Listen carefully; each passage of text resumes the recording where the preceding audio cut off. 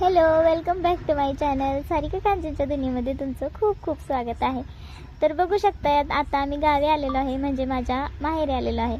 आणि आमच्या दारातलं हे लिंबाचं झाड आहे. तर या झाडावर ना चिवताईंनी घरटं बांधलेलं आहे. तर तेच मी बघत होते घरटं, आणि मी शूट करायला आली की नाही ती उडून गेली. त्यामुळे मी व्यवस्थित काही शूट केलेलं नाही आहे. तर नेक्स्ट टाईम मी ते नक्की दाखवेन. तर बघू शकताय, सध्या आम्ही घरी आलेलो आहे.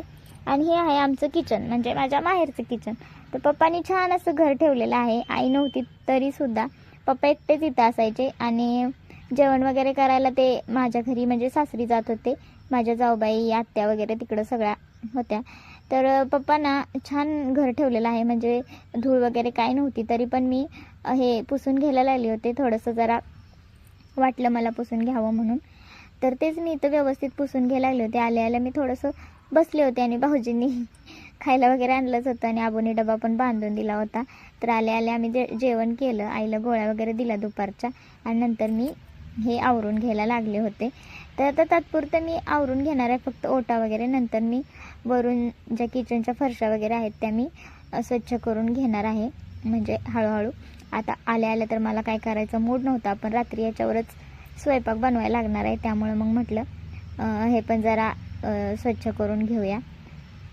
तर पहिल्यांदा मी गॅस पुसून घेतला, आणि नंतर हे सगळं पुसून घेतलं होतं. खरं तर मला कामात स्वतःला गुंतवून घ्यायचं होतं, कारण मला अंशूची सारखी आठवण येत होती त्याच्यामुळे, आणि सगळ्यांचीच आठवण येत होती. आणि आता इथं मी आणि आई दोघीच होतो, त्याच्यामुळे मी हे काहीतरी काम काढून बसले होते. मग घर वगैरे सगळं आवरून घेतलं, आणि नंतर मग मला स्वयंपाकाला जी भांडी लागणार होती ना, तर तीच भांडी मी घासून घेतली होती. म्हणजे घासलेलीच होती भांडी अगोदरच, तरी पण जरा धुळा झाला होता, त्याच्यावर धूळ पडलेली. त्यामुळे मी परत एकदा ती व्यवस्थित धुवून घेतली. म्हणजे जेवढी मला लागणार होती ना तेवढीच घेतली, आणि बाकीची पण मी वरचेवर ना एक धुवून टाकणार आहे हळूहळू, कारण एकदम करायचं म्हटलं तर ते मला होणार नाही त्याच्यामुळे. आणि आईला पण छान वाटत होतं. ती खूप दिवसांनी तिच्या घरी परत आली होती. म्हणजे आता आपल्या घरी आलं ना की वेगळंच वाटतं, आणि छान पण वाटतं. आणि नंतर आल्या ना आत्या आईला भेटायला आल्या होत्या.